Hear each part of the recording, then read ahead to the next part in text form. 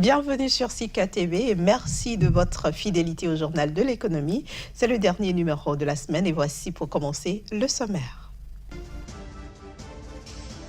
4,6 milliards de dollars, c'est la somme que l'Égypte pourrait tirer de la vente des actions de l'État dans 23 entreprises publiques.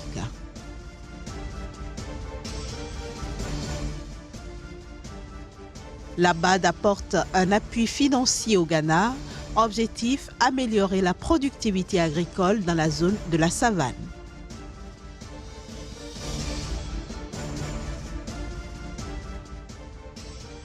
Enfin, le Nigeria recherche 15 milliards de dollars pour relier les villes de Port Harcourt et Maïdougouri par les rails.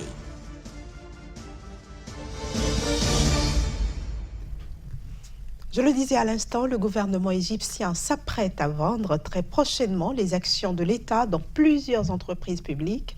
Le projet concerne les participations allant de 15% à 30% et se déroulera sous forme d'offres minoritaires sur la bourse du Caire au cours des 2 prochaines années. De quoi permettre au pays d'attirer plus d'investisseurs à la bourse du Caire, mais aussi de mobiliser une somme de 4,6 milliards de dollars en appui à la relance des finances publiques.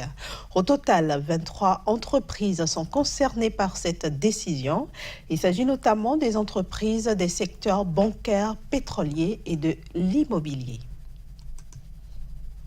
La Banque africaine de développement a accordé au Ghana un prêt de 23 millions de dollars en vue de soutenir le projet d'amélioration de la productivité agricole dans la zone de la savane. Plus de précisions dans ce reportage.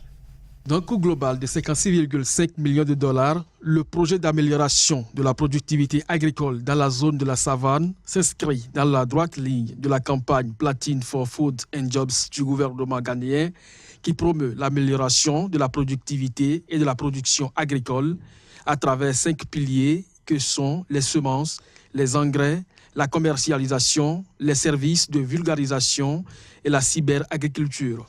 Ainsi, ce projet permettra de transformer les chaînes de valeur agricoles et contribuer à la création d'emplois. Il s'étend sur la période 2018-2022 et se focalise sur la hausse de la productivité des cultures vivrières comme le riz et le maïs et le développement des chaînes de valeur ainsi que des entreprises agro-industrielles. Environ 50 000 petits exploitants agricoles sont prévus pour être impactés et 20 000 emplois devraient être générés au terme de la mise en œuvre du projet. Un projet auquel la Banque africaine de développement apporte un appui financier de 39 millions de dollars à travers le Fonds africain de développement. Les villes de Port Harcourt et Maïdougouri au Nigeria seront bientôt reliées par une ligne ferroviaire.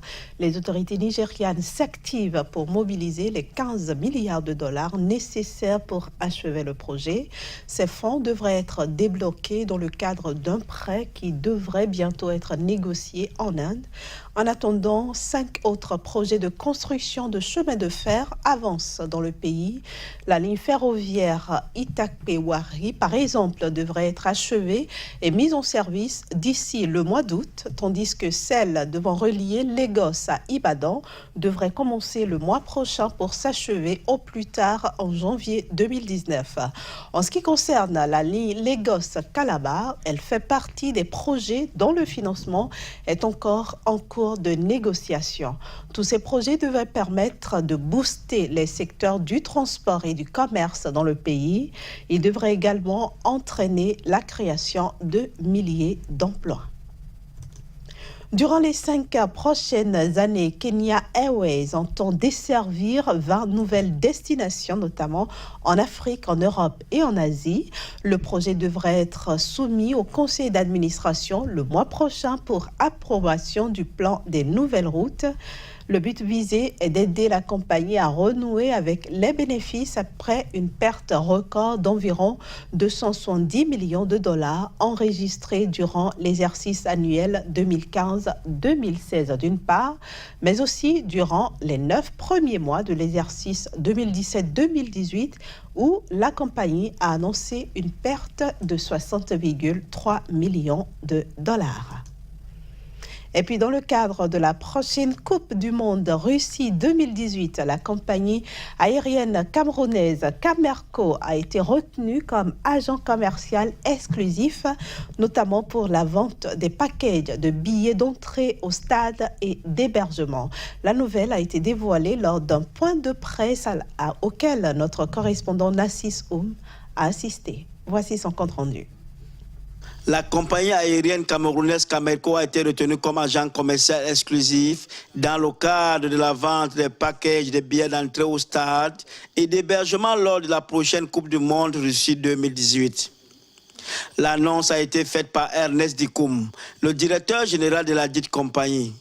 C'était à Douala au cours d'un point de presse donné dans un hôtel de la ville. Donc tous les bureaux Camerco au niveau de l'Afrique centrale seront les plateformes de vente ainsi que les agences de voyage. Donc il suffit juste de se présenter et toutes les dispositions seront prises. Donc on aura un système relié à la centrale de réservation.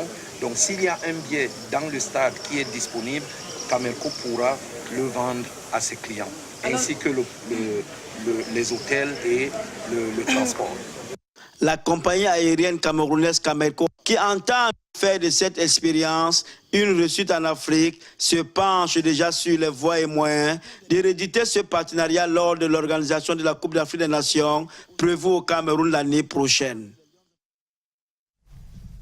Direction maintenant l'Égypte, non plutôt l'Éthiopie, où nous allons parler exportation notamment du café, du thé et d'épices, et ce sera avec notre chroniqueur Casimir Pédior. Casimir Pédior, bienvenue dans le journal de l'économie. Bonjour Inès. Je le disais à l'instant, vous nous emmenez en Éthiopie. L'Éthiopie qui garde son titre de leader de la production de café en Afrique, avec notamment une production de 6,5 millions de tonnes produites lors de la saison 2015-2016. C'est bien ça Inès, il faut dire que l'Éthiopie, premier producteur donc du café au niveau donc du continent, garde donc sa place au niveau donc sur le continent africain, mais aussi à l'international. À l'international, l'Éthiopie est le 5e producteur donc du café et aujourd'hui l'Éthiopie compte sur son marché environ 57 donc destinations, 57 clients qui aujourd'hui raffolent la qualité donc de la production du café, mais aussi du thé et des épices au niveau du pays. Il faut également dire que dans la région, l'Éthiopie n'est pas donc le seul à produire donc ces spéculations. On a également l'Ouganda qui est le 8e sur le plan mondial, mais le 2e sur le plan africain, et la Côte d'Ivoire, la Côte d'Ivoire qui revient 3e producteur donc du café au niveau du continent avec environ 417 000 tonnes donc de production pour le compte de l'année suscitée, à savoir 2015-2016. Donc voilà un peu la performance en termes donc de production du café sur le continent, mais surtout de l'Éthiopie qui reste un pays qui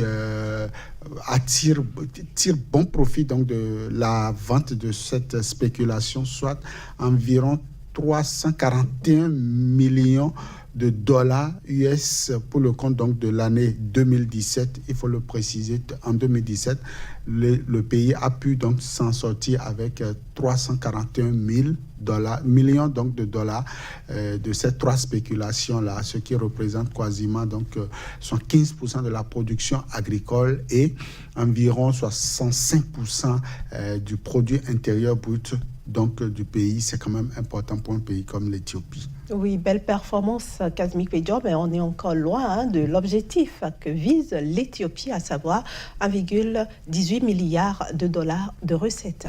C'est bien ça, Inès. Il faut dire que l'Éthiopie envisage donc au cours de la saison en cours, c'est-à-dire la campagne 2017-2018, atteindre une performance de 1,18 milliard de dollars. Donc, ce n'est pas petit.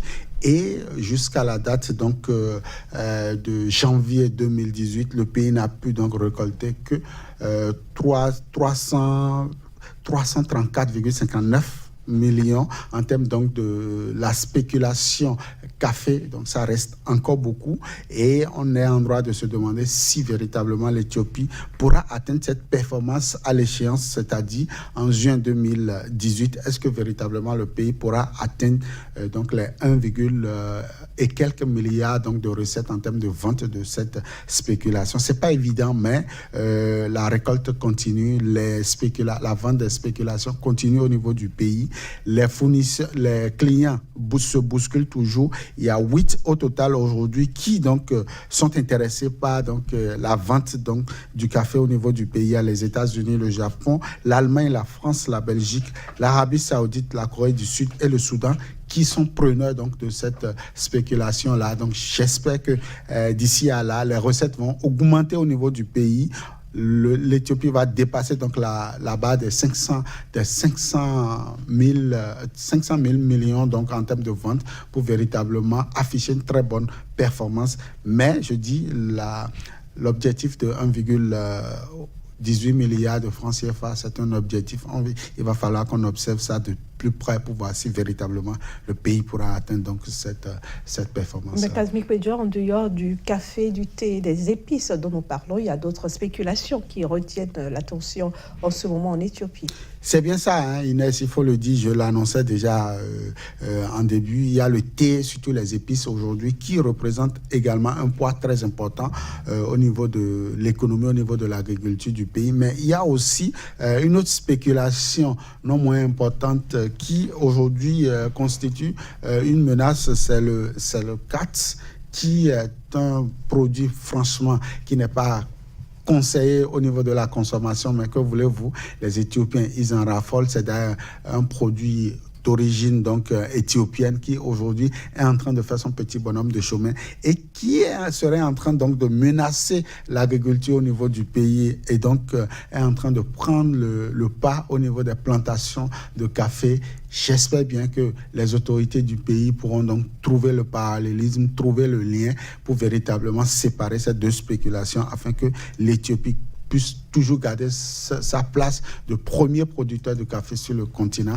mais aussi du 5e sur le plan international et pourquoi pas pouvoir profiter de cette spéculation, surtout que l'Éthiopie annonce bientôt la transformation de sa production brute pour véritablement offrir une plus-value à son économie, mais aussi ne pouvoir plus exporter le brut vers l'international, mais la matière finie pour véritablement tirer bon profit. Une petite projection, Kazmi Pédior, pour conclure, comment est-ce que vous voyez l'avenir de ce pays ?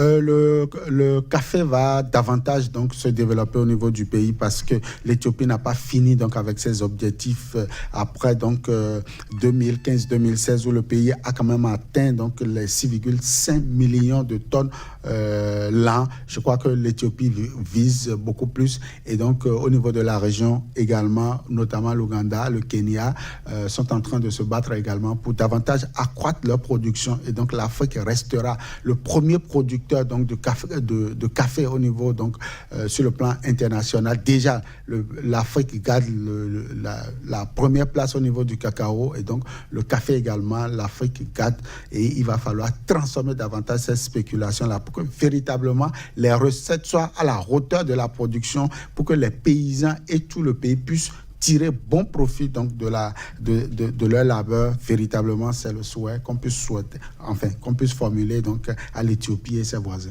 Merci beaucoup, Kazmi Pédior. Merci d'être donc venu nous parler de ces quelques spéculations qui prennent de l'ampleur au niveau de l'Éthiopie. Je vous souhaite un très bon week-end. À vous de même. Voilà, chers amis téléspectateurs, ce sera tout pour aujourd'hui et pour cette semaine, en tout cas sur le journal de l'économie. Mais les programmes continuent sur Sika TV. Restez donc en notre compagnie et à bientôt.